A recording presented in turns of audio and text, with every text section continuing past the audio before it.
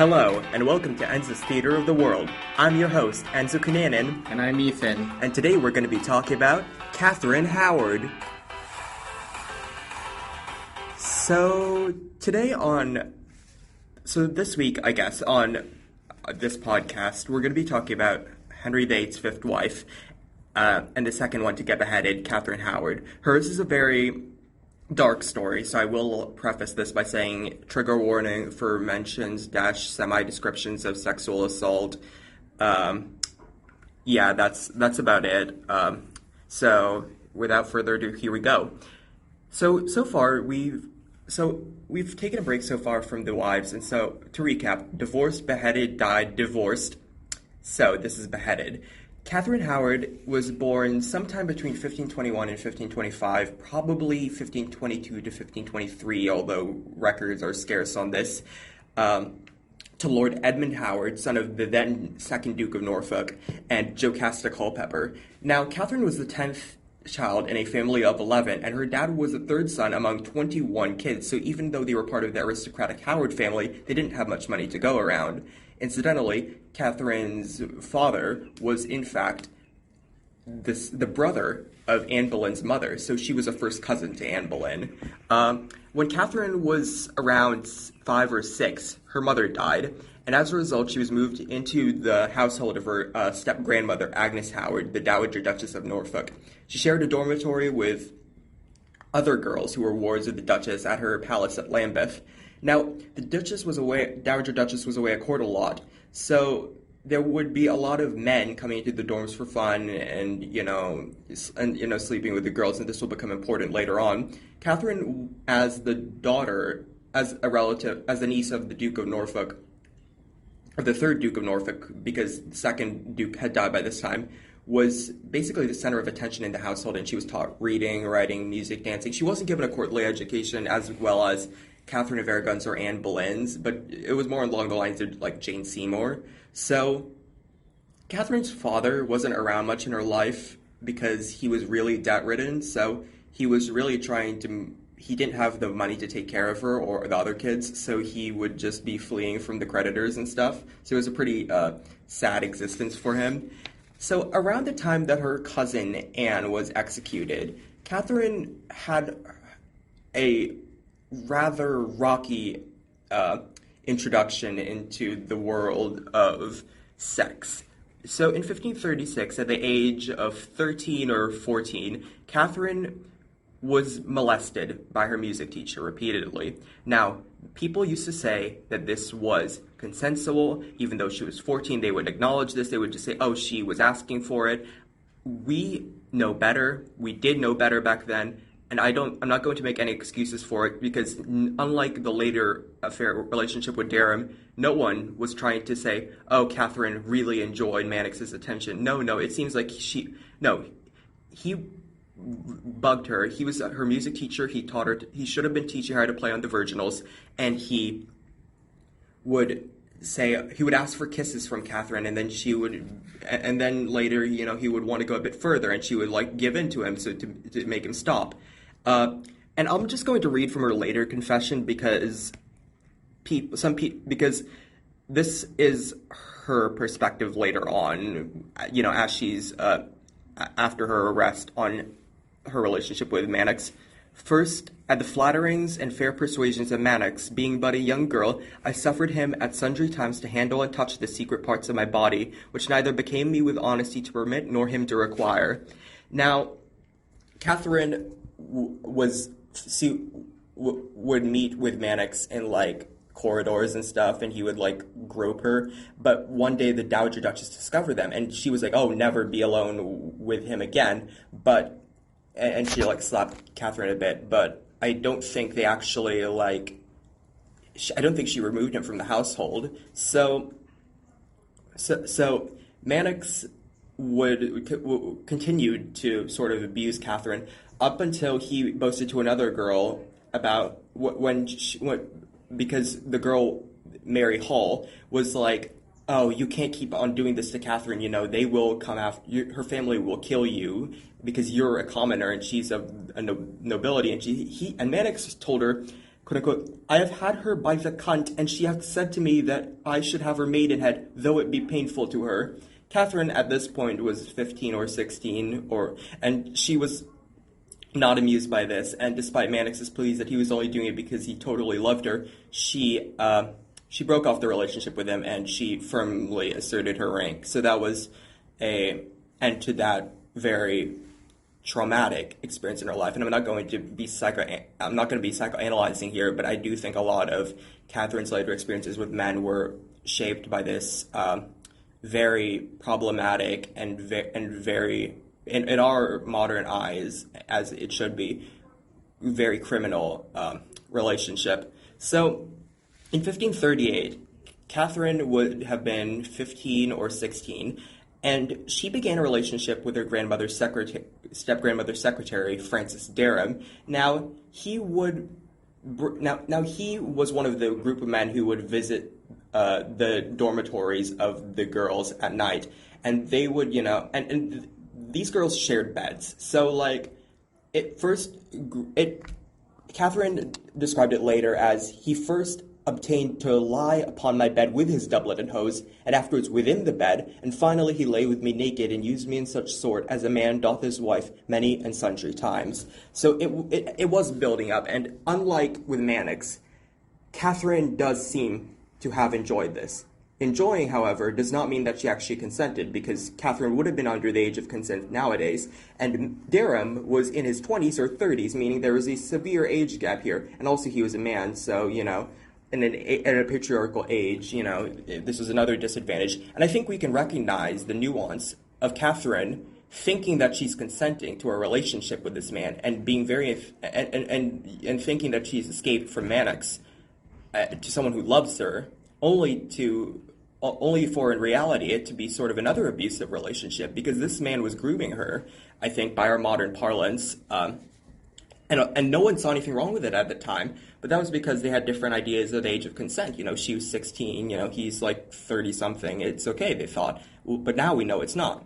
So Mannix was very jealous of this, because I guess he wanted Catherine for himself, and again, possessiveness is a trait of all the men in Catherine's life, it seems. And so he ratted out Catherine and Dereham, but the Dowager Duchess didn't find out until later. She was initially furious, but soon the relationship was an open secret, and when people were like, oh, where can we find Francis Dereham, the Dowager Duchess would be like, I warned you, he's in Catherine Howard's chamber, and everyone would have a good laugh. Unfortunately for Dereham, however, he really despite the later descriptions of how they would, quote-unquote, kiss and hang by their bellies together as if they were two sparrows, and how their, quote-unquote, puffing and blowing annoyed Catherine's bedmate so much she decided to move beds for the night because she couldn't get any sleep. Catherine by 1539 had cooled on Dereham. Now, they had been calling each other husband and wife, and since they had been sleeping together, you could construe this as a pre-contract, which is a sort of engagement to marry. However, Catherine doesn't seem to have viewed it that way, even though Francis Dereham was very much prodding her toward and like pushing her to marry him. They gave each other gifts, but soon Catherine was sort of she was called to court by her uncle, the Duke of Norfolk, the third Duke of Norfolk, Thomas Howard, because Anne of Cleves, Henry's soon-to-be wife, was about to arrive in England, and Catherine had a place as a maid of honor to her. And so she broke things off with Francis, but not too completely. So Dereham still kept on thinking, oh, she's still dating me. But Catherine was like, no, we're over. And while at court, Catherine met Thomas Culpepper, who was a distant relative of her mother. She was attracted to him, and he was attracted to her, but although she flirted with him, she didn't actually sleep with him, making Culpepper really upset. And so in a huff, he stormed away and found consolation in the arms of another woman, which made Catherine very upset. Now, we've already talked about the story of Anne of Cleves in the last podcast. Not the last podcast. The last podcast we did on the Six Wives, which would have been 3 episodes ago, I guess, inclusively counting. And of course, Henry didn't like Anne of Cleves after their first meeting. And so things continued in this weird stalemate until the spring of 1540, at which point Catherine seems to have caught the eye. The 17-year-old Catherine 17 or 18-year-old Catherine, I should say, seems to have caught the eye of the 49-year-old Henry VIII. The Dowager Duchess would later recall that the King's Highness did cast a fancy to Catherine Howard the first time that ever His Grace saw her. And so, what attracted Henry to Catherine? Probably her youth and vivacity. She seems to have been a very outgoing and lively girl she was short, slender, described as being of blazing beauty by one contemporary, although the French ambassador did think that she was of mediocre beauty but superlative grace in his words. I think also as the, like, if you compare, like, his last wife, Anne of Cleves, who he didn't like being, like, German and not being in with the, like, English customs very well and not being too pretty, you can kind of see where Henry's going with this. Instead, like, the kind of overcorrecting is like, alright, well, this time we'll get a hot young wife who's really pretty and graceful and knows all of the court stuff. Yeah, and one contemporary actually described her as a parvissima puella, which in Latin means a very little girl. So she seems to have been very short, possibly around 5 foot, which would have made quite a contrast to the 6'2" Henry, who by this point was the Henry VIII that we all know and fear. Yeah. He was very fat. He had that stinking leg ulcer. Catherine's kind of making him feel young and strong and very tall too. Yeah. So people sometimes think that the Duke of Norfolk, along with his Catholic allies, planned this, and they pushed Catherine in front of the king so that they could gain power. I don't think this is the case, really, because had they wanted there were plenty of other Howard girls who hadn't slept with someone willingly or consensually or non-consensually before the marriage. You said that the Dereham thing was an open secret, too. So It's not like they wouldn't have been aware of this, so... You know, in the household, mind you, the Duke of Norfolk was not at the household a lot, so I'm not sure he would have known. But his stepmother knew. So one of them would have stepped him in like, "Hey, this isn't a good idea." Yeah. So it seems to have been very much a case of Henry falls in love with Catherine, and they can't do anything about it because what do you do if you don't look a gift horse in the mouth? You just kind of have to go along with it with what the king wants. And what are you gonna do? Like, how are you going to try to avoid it without harming your reputation as a family? Don't marry our young, beautiful daughter. She's actually a whore. Yeah, so you can't really say that to the king, and then he's like, "Well, what's wrong with your family? I don't like anyone in your family first Anne now." Boleyn, and now you. Yeah, so by this point, by the way, Catherine's father Edmund had died. I'm not sure she mourned him, considering she didn't really know the guy, but she was now officially an orphan, and so. On April 24, 1540, Henry VIII gave Catherine Howard, Mistress Catherine Howard as she was known, a gift of land. It was confiscated from 2 murderers, and it was not exactly a very romantic gift, but I suppose the gesture was there. How big was it? Like, I don't quite know. The source. I'm relying a lot on Gareth Russell's biography, Young and Damned and Fair, for this, and he didn't say. So. When I first read this, on your notes, I thought it said from 2 murdered, like they got murdered. No. And I was thinking of that one story in Naboth and with Ahab and Jezebel, in the Bible with the farmers. Interestingly enough, Anne Boleyn was Henry VIII was compared to Ahab, and by a friar named William Pito in 1532. Who, depending on your position, you could really compare Henry to any biblical king. Yeah, he liked to compare himself to David. So anyway, there were soon rumors that Norfolk and his ally, the Catholic Bishop of Winchester, Stephen Gardiner, had been hosting feasts for Henry with Catherine by torchlight. So, and oh my God, I'm sorry. We're outside. Yeah, it's just a bird. I'm not part of the Audubon Society, so I IDK what that bird is. But anyway, So we've gone over the dissolution of Anne of Cleves' marriage here. So in short order, Anne of Cleves was packed off, her marriage was dissolved, and Henry, on the 28th of July, 1540, married his 5th wife, Catherine Howard, at Oatlands Palace in Surrey, making him the most married European monarch ever. Yep, that he had a new record. Also on that same day, Thomas Cromwell was beheaded for treason after he had been accused of being too Protestant and not wanting to get a divorce for Henry quick enough. And so he had been writing in his last letter, "I beg of you, most gracious prince, mercy, mercy, mercy." But he showed him the same amount of mercy he showed Anne Boleyn when he was trying to convict her on false charges. So Cromwell was hacked to death by an incompetent executioner. So the summer of 1540 was a very hot one, and the French ambassador Marillac reported that the king is so amorous of her that he cannot treat her well enough, and he caresses her more than he did the others. And so it must have made a kind of gross sight, this 49-year-old fat man, prematurely aged before his time, sort of pawing at this 17 or 18-year-old. If you wanna make a new description, it'd kind of be like seeing a gross professor walk around with their student. It's sort of like seeing Harvey Weinstein trying to get if Harvey Weinstein was still big, or like those pictures where Dan Schneider's with like the Ariana Grande, yeah. And the rest are victorious. So really seems to be a theme throughout time. Yeah, it's not great. Men have always been trash, really. But so Catherine was showered with jewels. Henry gave her a lot of things, including a gold cross with diamonds and a necklace with rubies and 29 clusters of 4 pearls each, and a jeweled sable muffler with 38 rubies and over 500 pearls. And Henry actually adopted a new way of life where he would get up really early between 5 and 6 a.m., have mass at 7, and then ride until 10 a.m. when he would eat. So he actually tried to cut back on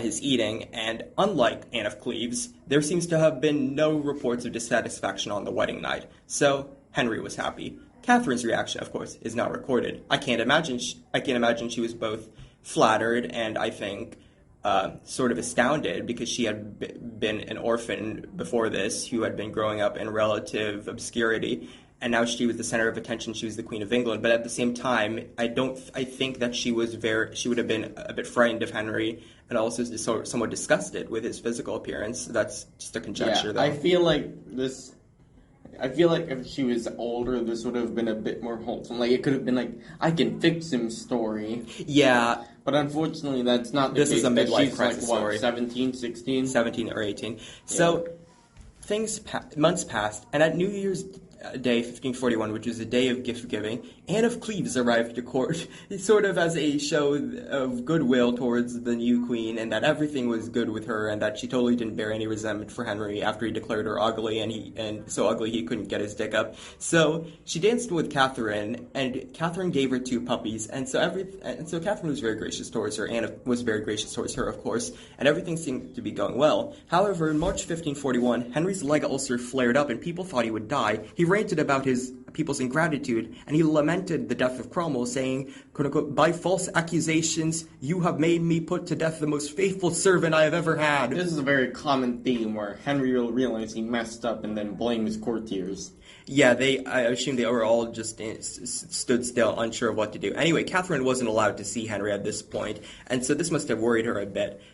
But that same month, Henry got better, so they went to London. So they had a little ceremony in London. Not little, it was actually a big one. It was like the river entrance into London, on a barge, and Catherine was saluted by cannon fire. And during the ceremony, she interceded with Henry on behalf of the incarcerated courtiers Thomas Wyatt and John Wallop, and Henry granted it because he was so moved by his young queen's pity and compassion that he might not have asked, why does she want that to happen? Oh no, it seems that it's part of the traditional queenly role of intercession. So do they just kind of pick some I think this was usually planned beforehand, and then they would do it publicly. So I think Catherine. How do they decide who to intercede upon? To be honest, I think... Is it kind of just you look through what happened? All right, I guess I'll pick this guy. Like Thomas Wyatt and John Wallop had been incarcerated, mainly because they had been caught up in Cromwell's fall, so they weren't the main targets, and so you can... if you were I don't know, like a murderer, you probably No, Catherine was not going to be interceding for you.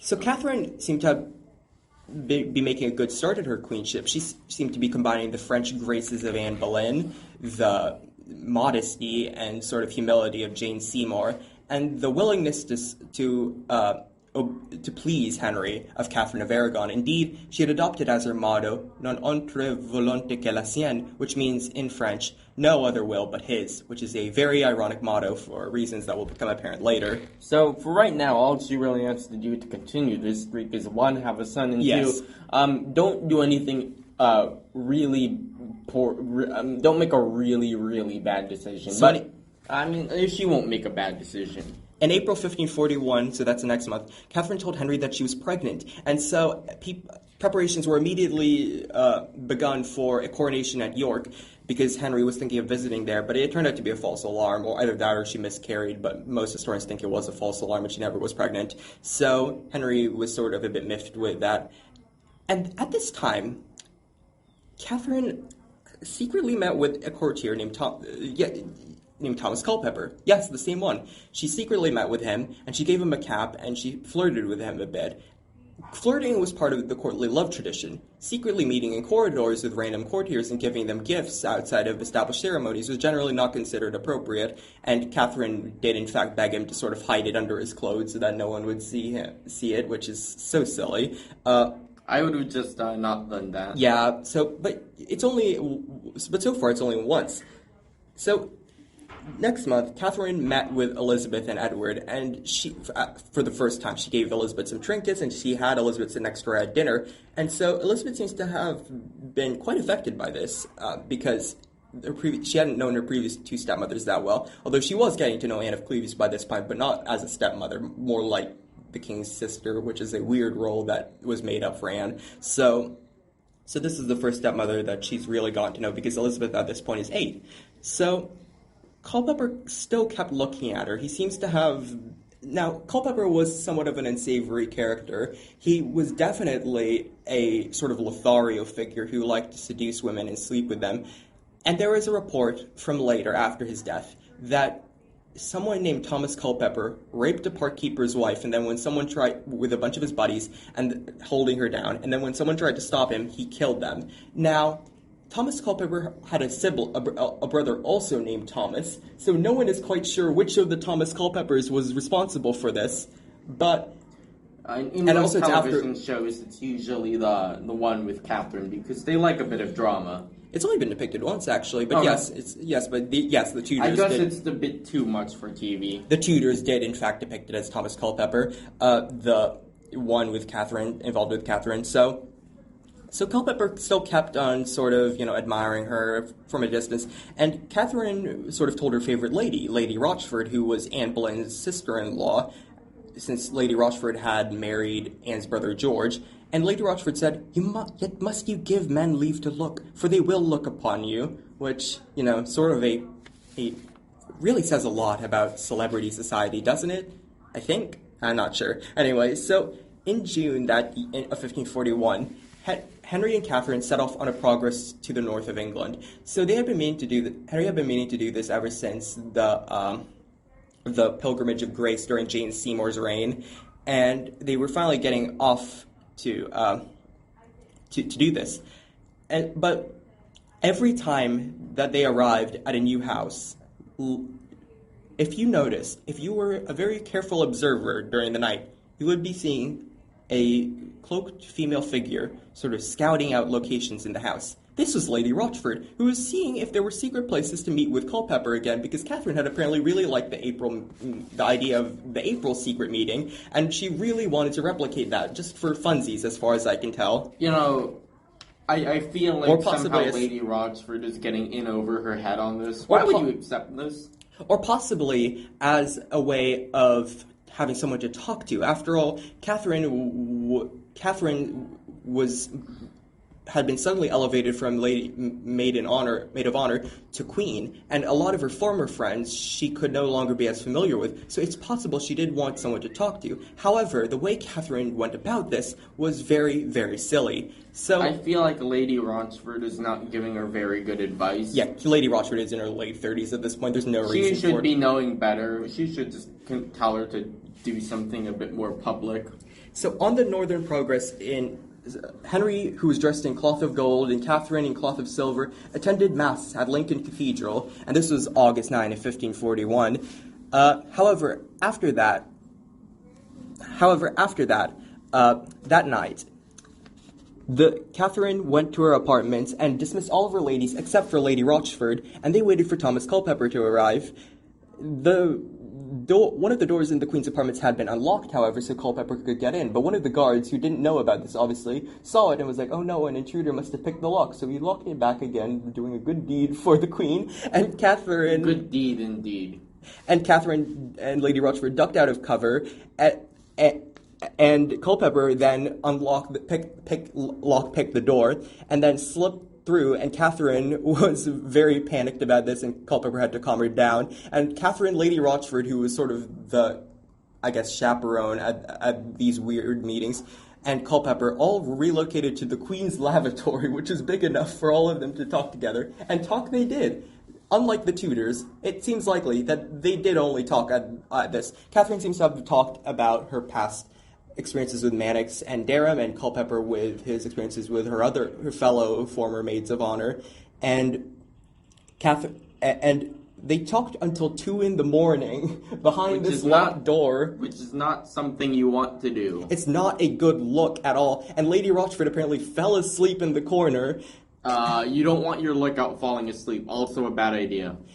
And one of Catherine's ladies, Margaret Morden, went back from her chambers to the Queen's bedroom to see if the Queen was still with Lady Rochford. When she returned to the sort of room for the ladies in waiting, another lady, Catherine Tilney, asked, "Jesus, is the Queen not abed yet?" Margaret Morden responded, "Yes, even now," and went to bed. So the next night, Catherine, Lady Rochford, and Culpepper met again. I feel like she really should have just tried to invite, like, one of her best friends from former years. Culpepper. If she wanted someone to talk to. Yeah, it's not great. Maybe invite a woman and not a man. It's less suspicious back then. Culpepper now told her that he felt, quote-unquote, bound to her because he, quote-unquote, did love her again above all creatures. He then kissed her hand and told her that it was the only thing he could allow himself to do. Not true. Oh my God.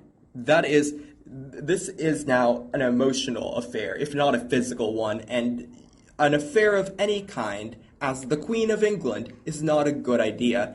But surely it'll be okay as long as they can keep secrets. It doesn't see. So next on the route north was Hatfield Chase, where Catherine and Henry went hunting. However, on the way back from the hunt, when Catherine had arrived at the sort of place where they were staying, Margaret Morden, yes, her again, saw Catherine looking out of a window at Thomas Culpepper, and according to Margaret Morden, she saw Catherine look out of her chamber window on Mr. Culpepper after such sort that she thought there was love between them. So, boy, was she right. At least there's one person now who knows about this. Catherine also had fallen out with her uncle, the Duke of Norfolk, at this time, which was perhaps not a good idea considering he was a very powerful man, and no one's quite sure why she did this. Perhaps it was because Norfolk was just very annoying. Maybe it was because he had abused his wife repeatedly and apparently jumped on her with his mistress up until she broke something in her back. Wait, jumped on her? I think sat on her and then started to beat her severely. I don't know. It was weird. Him and his mistress? Yeah, they kind of joined in together. It's not fun.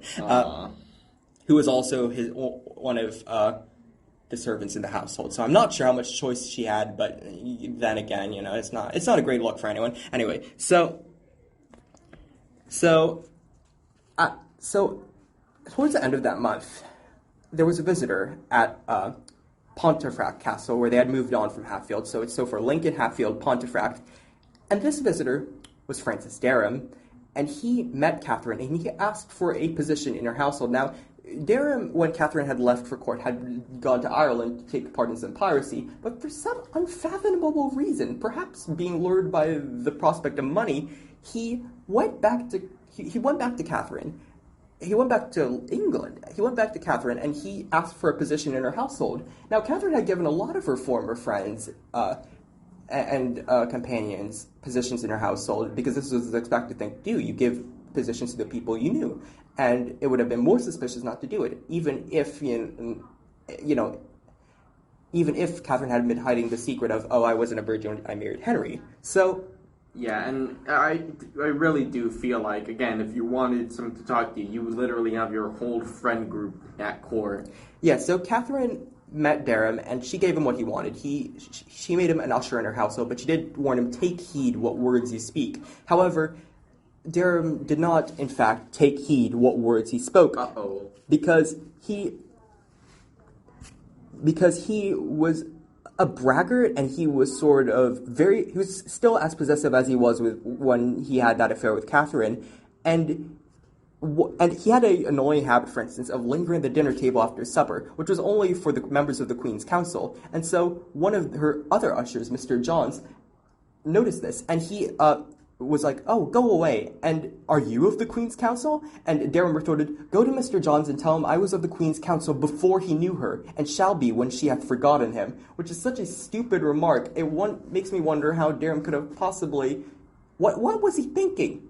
You don't make snide, implying comments like that and expect no one to cry. I think he's just ego tripping. And this is also why you only invite one man to cheat on you in your household and not two. She wasn't sleeping with Dereham. No, but I mean, like, he's a fling, and you really don't need two men who are connected to you in the same place. That's true, I guess. But very bad idea. But don't worry, more come later.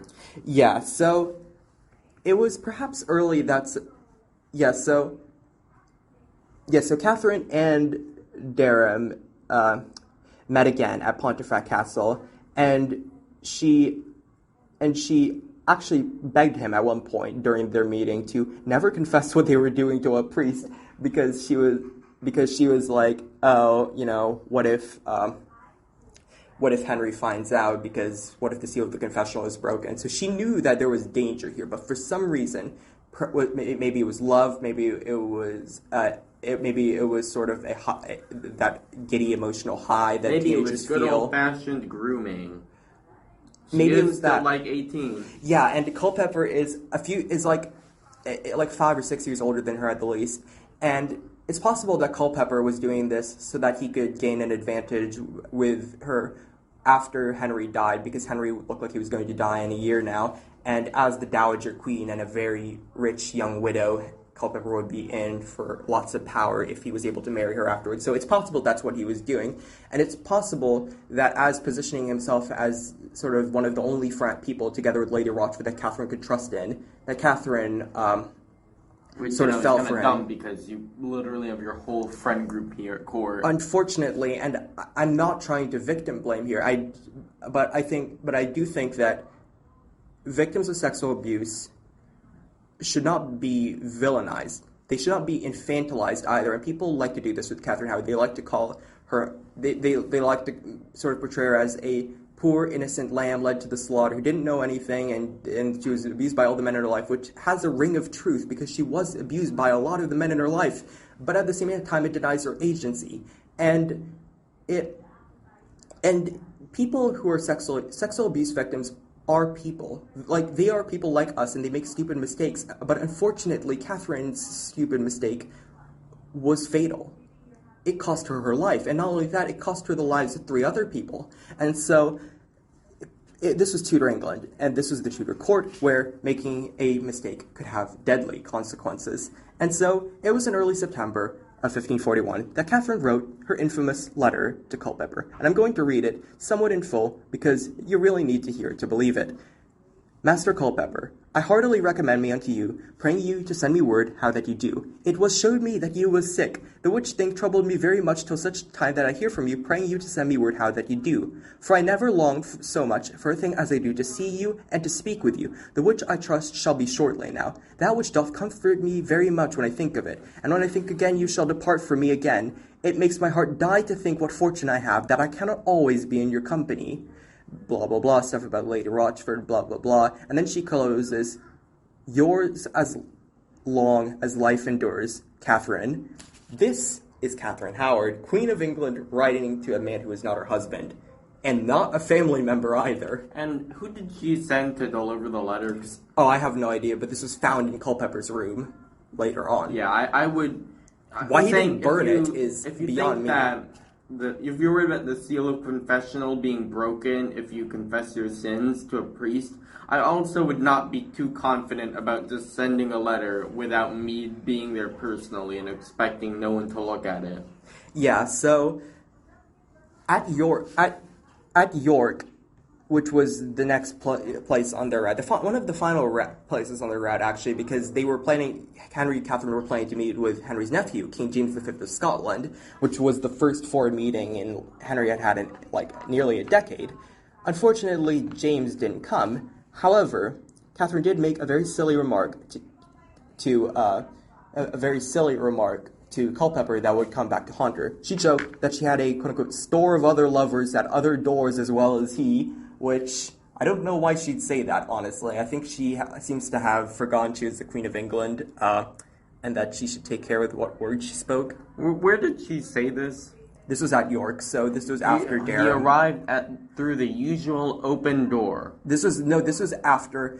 Oh, he's already in. Dereham's in her household. She's not saying this at the door. No, and I think, okay, so I think now is a good time again to address the sort of issue of what Catherine and Culpepper were doing.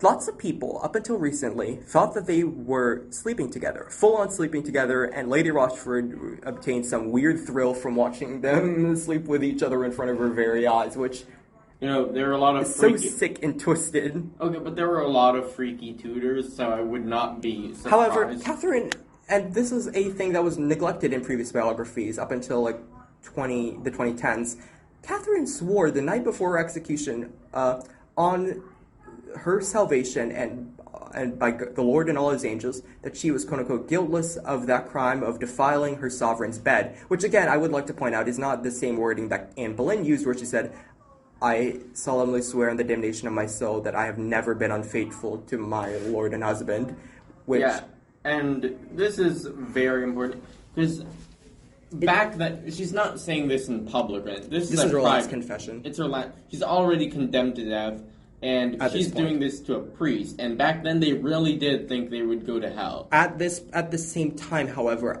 we don't have the same indication of religious fervor or intensity as we did with Catherine of Aragon or Anne Boleyn. Catherine Howard seems to have been a very conventional Catholic for the time period, and so I think it's entirely likely that she didn't sleep with Culpepper.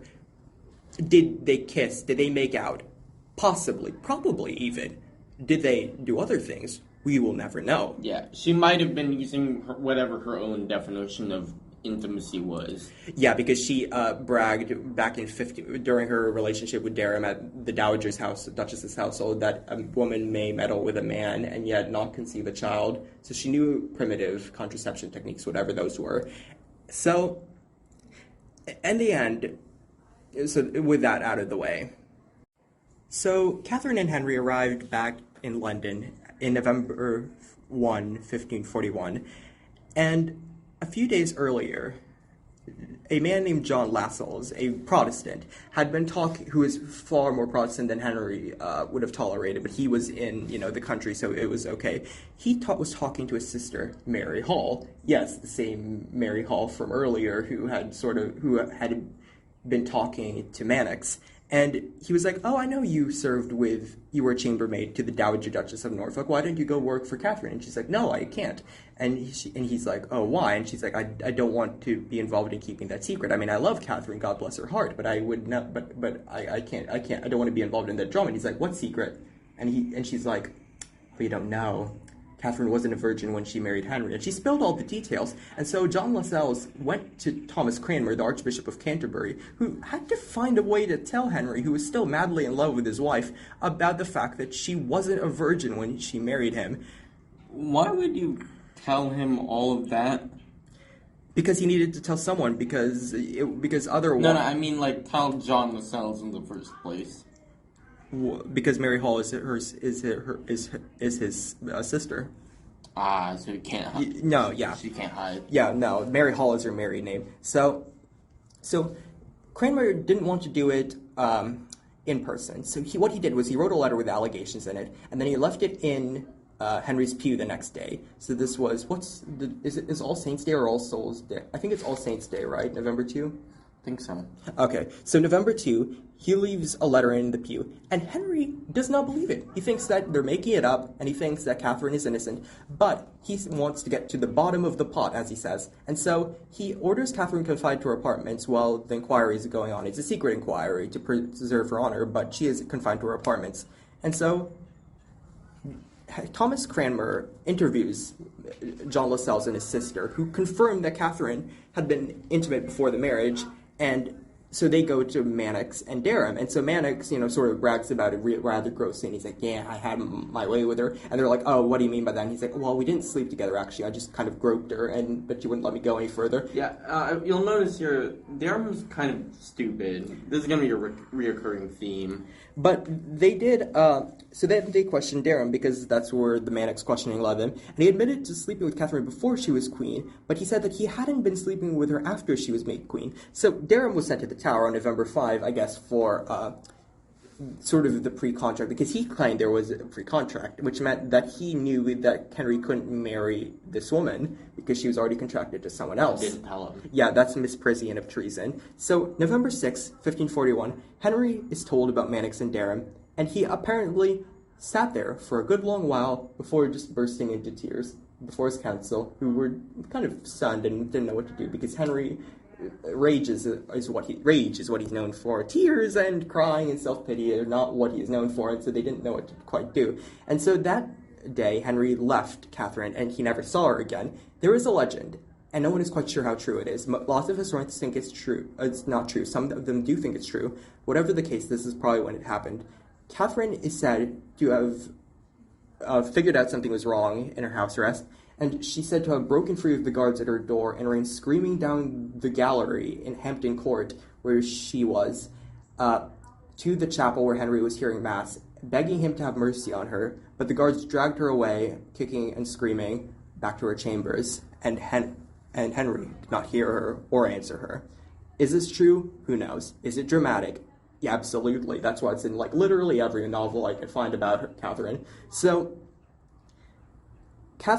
meanwhile, in the Tower, Dereham was sort of being questioned further, and they're like, oh, what do you mean? Oh, so you did sleep with her after the marriage? And he's like, no, I told you this already. You know who probably has slept with her after the marriage, though? Thomas Culpepper. Wow. Literally ratted him out. This is why you don't invite your obsessive ex to court. Yeah, so it's not great, and by not great, I mean... really bad for her. It's actually really bad. So because Catherine probably wouldn't have died for Dereham. However, it was a different story with Culpepper, since he's actually involved with her right now. Yeah. So luckily, Culpepper will probably keep his mouth shut, we hope. Yeah, so on November 7, 1541, Catherine was interviewed by Cranmer and the Duke of Norfolk. She initially claimed she was innocent, but then Cranmer decided to leave her alone for a few minutes, and by the time he got back, she was hysterical. As he wrote to Henry later, I found her in such lamentation and heaviness as I saw no creature, so that it would have pitied any man's heart in the world to have looked upon her. They also removed all the sharp objects from her room in case she killed herself or self-harmed, because they were very worried that she'd do that. Such was her state of mind. She then decided to confess, and she made 3 confessions. We have the second one and we have the third one. The first is lost to us. But the third one is perhaps the second one, she corroborates the account of the other witnesses. Yes, she had been groped by Mannix. Yes, she had a relationship with Dereham, but no, she hadn't called him husband and wife. So she hadn't called him a husband, and they weren't pre-contracted. So, but at the same time, Catherine later changed her story. She later claimed that she had been raped by Dereham, which, again, is, I guess, the truth by our modern standards, because Dereham is so much older than her. But not what rape technically meant at that time. No one else at the time saw it as rape, because she seemed to be enjoying it, even though they didn't have a good concept of grooming at the time. And Catherine Howard probably didn't either. In fact, it's likely that she didn't really think. It's likely that she may not have even thought it was rape, and she just was throwing Dereham under the bus to save herself. So, without further ado, here's her confession, and it goes as follows.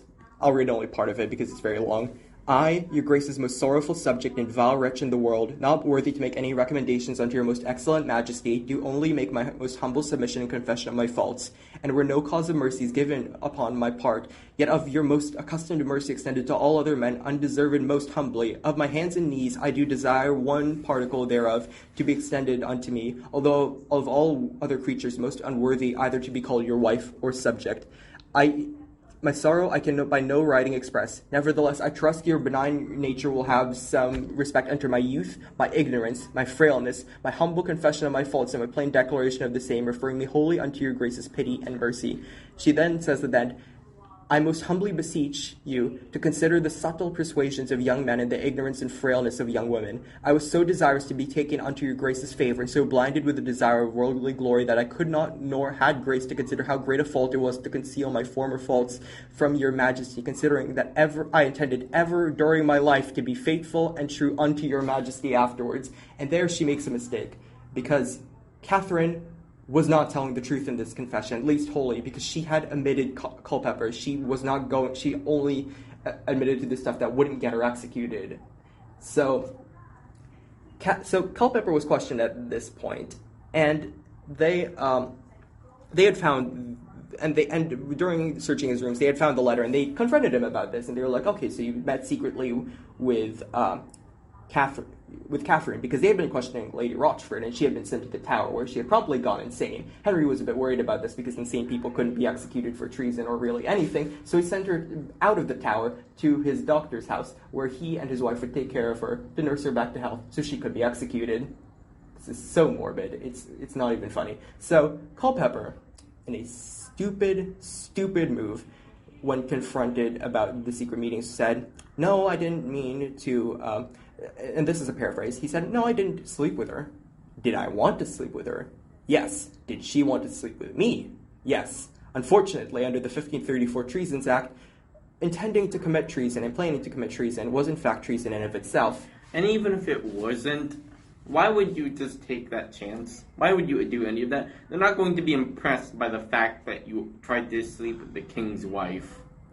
So when interrogated by the council about these meetings with Culpepper, Catherine threw Lady Rochford under the bus and was like, she was bossing me around, she was the one driving me, I didn't want to do any of this, I'm just a queen, I guess, ?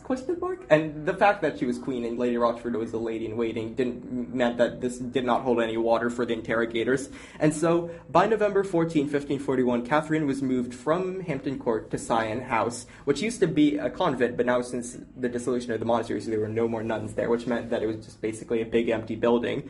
And on November 22, 1541, Catherine was stripped of her title as queen.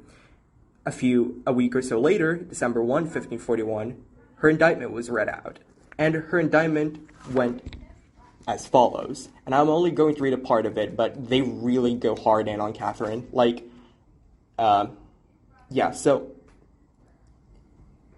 So Catherine says, it says, hold on, I'm sorry, I'm just getting a look at this.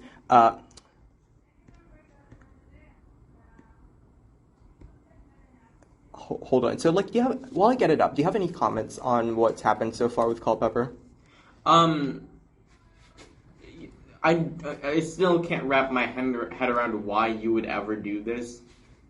Yeah, that's a fair point, I think. They're not going to be impressed because they're grilling you on. It's like bragging to your parents that you smoke weed.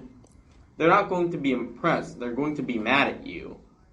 Yeah, it's so stupid. Surely he should have known what was going on about the whole investigation thing. Yeah, I don't...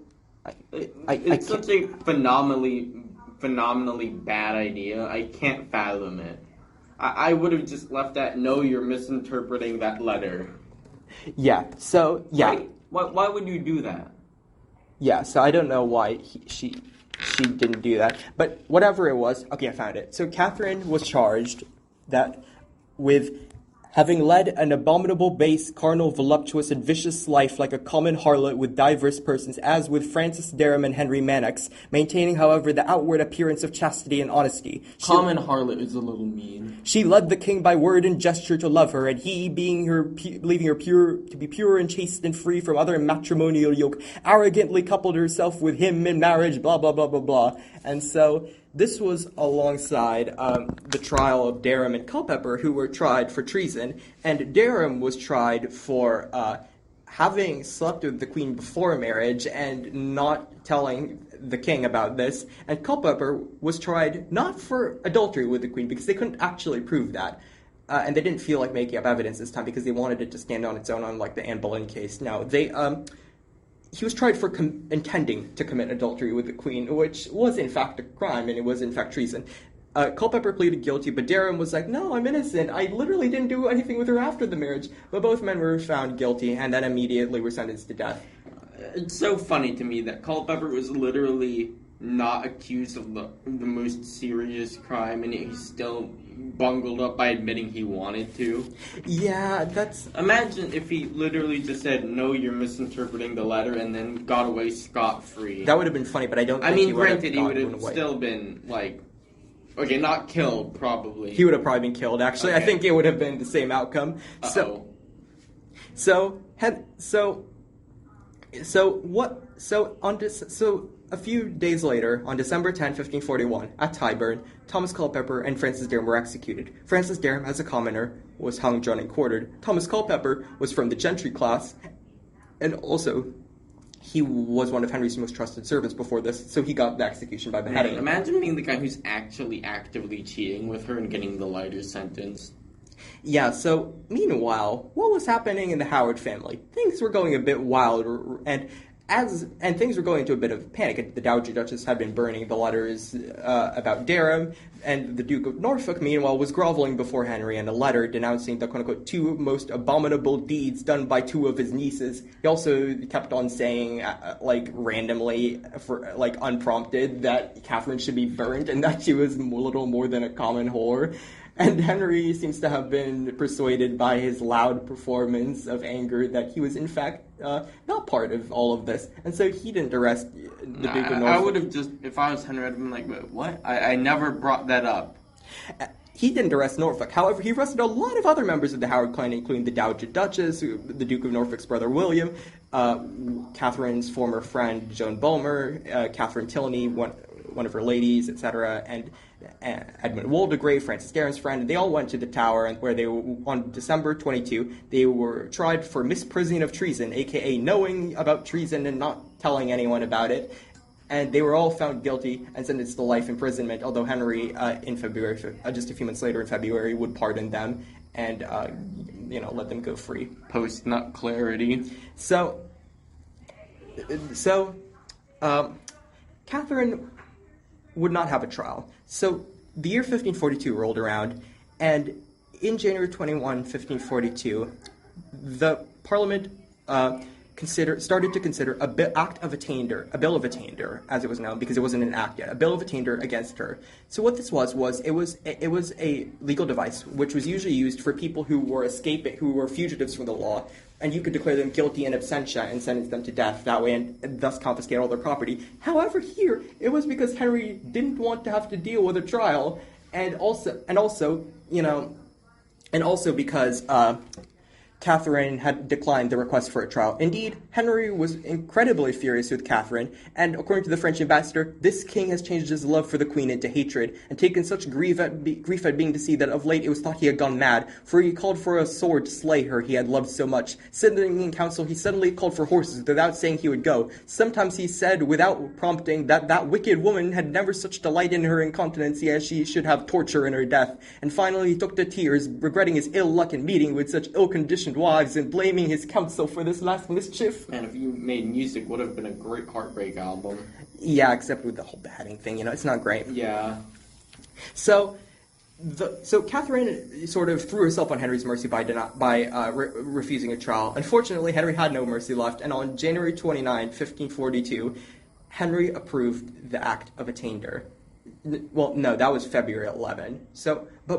Parliament had approved it on January 29. And so on February 10, 1542, Catherine was told she would be taken from Sion House to the Tower of London, and she seems to have put up some resistance. We don't know what form this resistance took on, but it must have been a very sad sight. The Queen dressed in black velvet and sort of probably kicking and struggling against the guards as they pushed her into the waiting barge. And she would have passed under London Bridge, and as was the custom for condemned and executed traitors, Culpepper and Dereham's heads would have been mounted on the bridge, and they would have been decomposed somewhat, since they had been executed 3 months earlier. No one is quite sure if Catherine saw these heads. I hope she didn't, but maybe she did, and that's horrifying. So she entered the Tower of London, and according to the French ambassador Marillac, she, cried without ceasing. But Chapuis, the imperial ambassador, has a very different story. He says that Catherine requested that the block be brought to her so that she might lay her head on it by way of experiment to just see how it felt like, because it seems that Catherine had lost control of everything else in her life, so she might as well take control over the one thing she did have, she could control, which was her death and how she presented herself. She did not want to embarrass her family. So, on the 13th of February, 1542, Catherine Howard made her final walk, the same route as Anne Boleyn, her cousin, to the scaffold, erected on the same spot where Anne's had been. There are two accounts of her death. The French ambassador, who was not there, wrote that she was so weak she could hardly speak, but confessed in few words that she had merited 100 deaths for so offending the king who had so graciously treated her. Another contemporary named Otwell Johnson, a London merchant, however, has a very different story. He says that Catherine and Lady Rochford souls, I doubt not, be with God, for they made the most godly and Christian end that was ever heard of since the world's creation, uttering their lively faith in the blood of Christ only, and with goodly words and steadfast countenance desired all Christian people to take regard unto their worthy and just punishment with death, for their offences against God heinously from their youth upwards in the breaking of all his commandments, and also against the king's royal majesty very dangerously. They required the people to take example of them for amendment of their ungodly lives and to gladly obey the king in all things, for whose preservation they did heartily pray. So it seems it was a very conventional speech, and unlike the Spanish Chronicle, which managed to mix up the order of Anne of Cleves and Catherine Howard, it is unlikely that Catherine said as her final words, I die a queen, but I would rather have died the wife of Culpepper. So, her speech being done, she knelt down, was blindfolded, put her head on the block, and with one swift stroke, her head was removed with a blow of an axe. She had not gotten the sword that Henry had not hired a swordsman for this.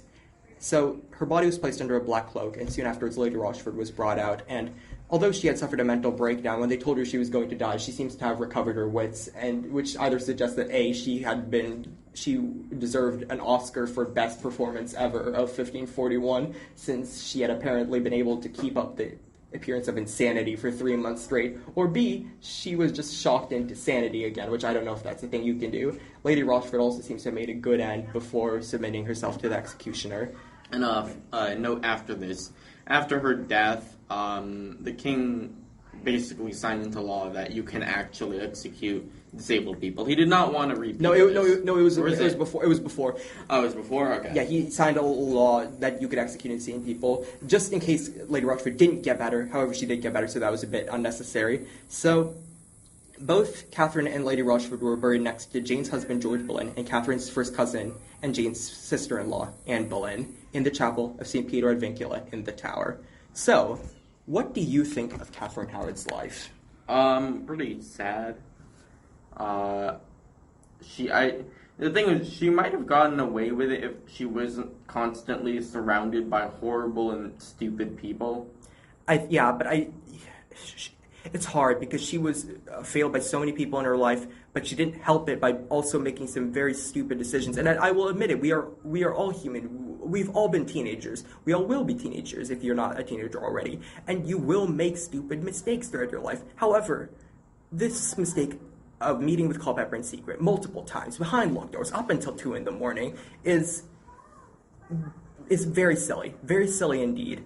Again, I think that honestly, if you look at everyone's role in it, she probably had some of the least fault because she, actually, shut up.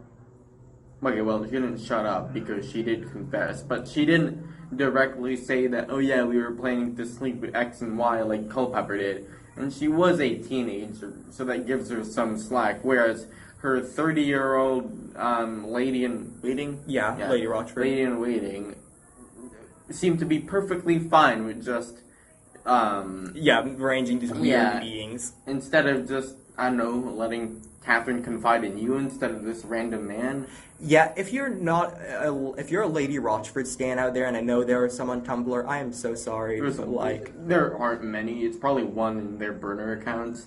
So needless to say, it's a very specific niche. Yeah, so that's it for this week. Next week, we will be finishing up our series on the 6 wives of Henry VIII with Henry VIII's sixth wife, Catherine Parr, an accomplished intellectual, and the wife who, as the rhyme says, survived, but only by 1 year because she died giving birth to a daughter. So a year later, so it wasn't great for her. So adios and see you next time. Goodbye. Bye.